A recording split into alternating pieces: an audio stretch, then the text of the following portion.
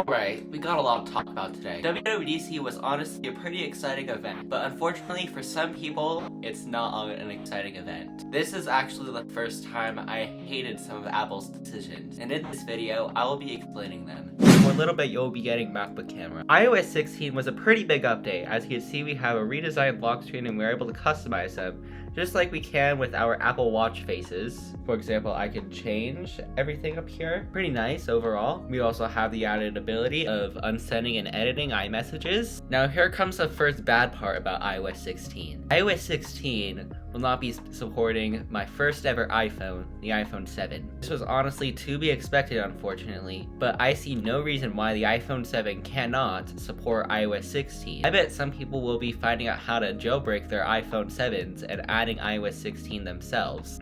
And if I can find my old iPhone 7, I will definitely be trying to make a video like that. I understand the 6S going, as that iPhone has been the oldest iPhone for 3 years, but ending support on the next generation as well, I do not really like that, especially if it's my first ever iPhone. Like, I'd rather have one more year of software updates than end support on it completely. Not to mention that the iPhone 7 has 4 cores instead of 2, because the iPhone 6S has 2 cores instead of 4. The oldest supported Android phone at the moment is the Google Pixel 3. That's just a 1-year gap from the iPhone, as the iPhone 8, currently the oldest supported iPhone, released in 2017, and the Google Pixel 3, the oldest Android phone, still supported, and that was released in 2018. That's only a 1-year gap. Apple is really good with longevity. And speaking of my next longevity issue. Alright, now let's talk about macOS Ventura. Let's get the worst over with first. Right here is a Geekbench score for the MacBook Air mid-2017. And over here, I have a Geekbench score for the MacBook mid-2017. Well, you can notice that the mid-2017 MacBook is lower than the mid-2017 MacBook Air. Well, let's take a look at this. These are macOS Ventura's supported devices, and you'll notice that the MacBook Air supported device is 2018 and later, while the MacBook is 2017 or later. Apple, explain this. I bet the MacBook Air is just fine if the MacBook is just fine. Like, what are you trying to do? There are more people using the mid-2017 MacBook Air than the mid-2017 MacBook, and I want you to explain this. There is absolutely no reason that the mid-2017 MacBook Air cannot receive macOS Ventura. Oh, is it that you want more people to transition to Apple Silicon back in 2017 because Butterfly Keyboard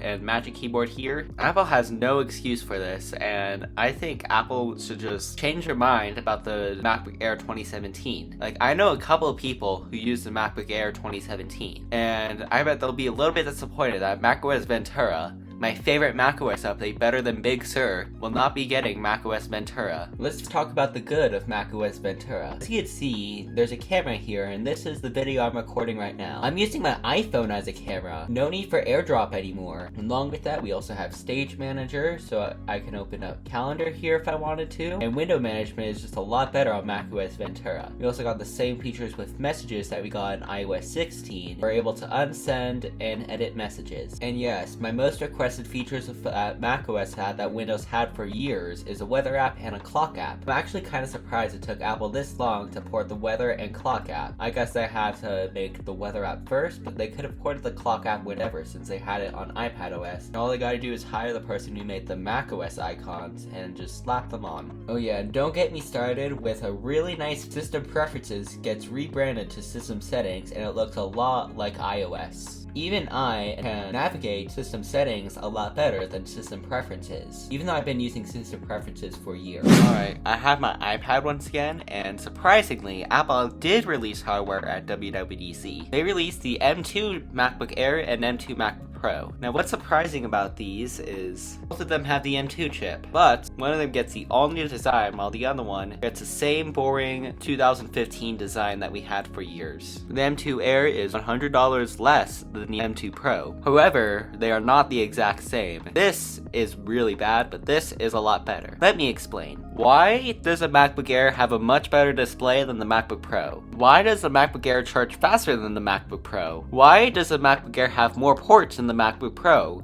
I mean, they brought back MagSafe, but couldn't they just have slapped it onto the old design? Why is the camera much worse on the Mac Pro than the MacBook Air. This does not sound like a pro system to me, and having a touch bar with all these features removed, it does not make up for the $100 price tag. The only other difference between the MacBook Pro that makes the MacBook Pro better is that it has a better battery. But even with the battery, the Air is still a much better buy because it charges a lot faster than the MacBook Pro, especially with the new MagSafe connector that Apple has added to the MacBook Air. It has a much better speaker. What Apple should have done instead was remove the M1 MacBook Air completely from their shop and replace it with the MacBook Pro, but call it MacBook or MacBook SE or something, and make it the same price that the current MacBook Air is, since Apple is still selling the M1 MacBook Air. And yes, even last year, we found out that the MacBook Pro's fan is completely useless. The MacBook Pro's fan doesn't turn on at all, and even if it does turn on, the performance doesn't throttle on the Air that much. So I can officially conclude why this product has no reason to exist. Apple could have just taken it off, or they could have just added 120Hz display, maybe even an HDMI port or an SD card port, and then it could have been $100 or even $200 more than the Air, because I am not even going to suggest the M2 MacBook Pro to anyone, when the Air is a much better buy, even for pros. Currently, this is Apple's MacBook lineup. Good, bad. Apple Watch finally gets rid of the Apple Watch Series 3, but there's a little problem here. Apple is still selling a product that they recently just discontinued, and that is a horrible decision from Apple. Why would Apple sell something that they say they're not even going to support? That is super bad longevity right there. The Apple Watch Series 3 should have been discontinued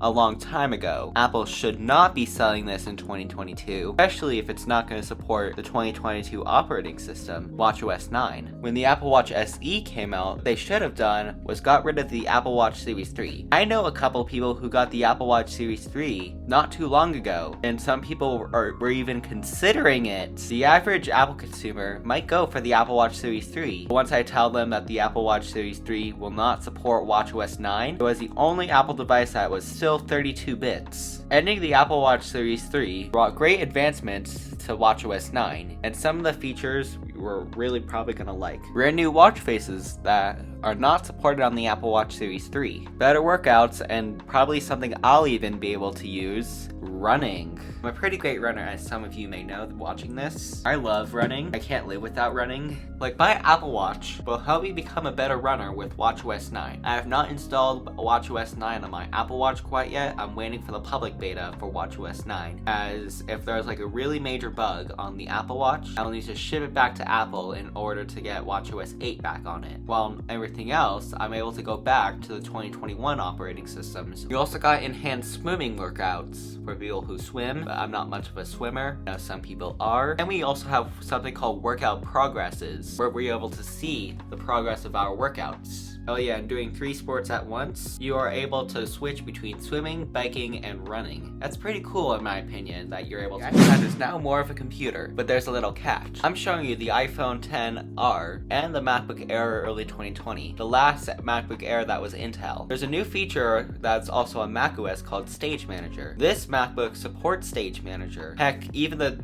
old 2017 MacBook supports Stage Manager just fine. How come my iPad, even the A12 series iPads, do not support Stage Manager? That brings me to my next point. There is almost zero features in iPadOS 16. While we got a redesigned lock screen, we're not able to customize them at all. We don't have the widgets or anything. It's just bare bones lock screen. I see no reason why my iPad is being treated like an iPhone 7 for iOS 15 or even iOS 14. Like, this should be able to have Stage Manager. It should be getting the same features the newer M1 iPads are getting. Heck, this iPad's newer than the iPad Pro, and it's getting treated like a puny little device that can't support anything. This iPad is just as capable as my iPhone, as they have the same chips inside of it. This feels like iOS 15, while my phone feels like iOS 16. It feels like a much bigger upgrade on the iPhone than the iPad, and I honestly see no reason why Apple could not add Stage Manager. Not too late, Apple, you can just add it. Like, I want the ability to resize windows, not open up a quick. Thanks for watching. Comment, like, and subscribe. Share it with your friend. Let me know if your devices will be getting macOS Ventura or iOS 16 and anything else that Apple's releasing later this year. And I'll see you in my next video. Bye!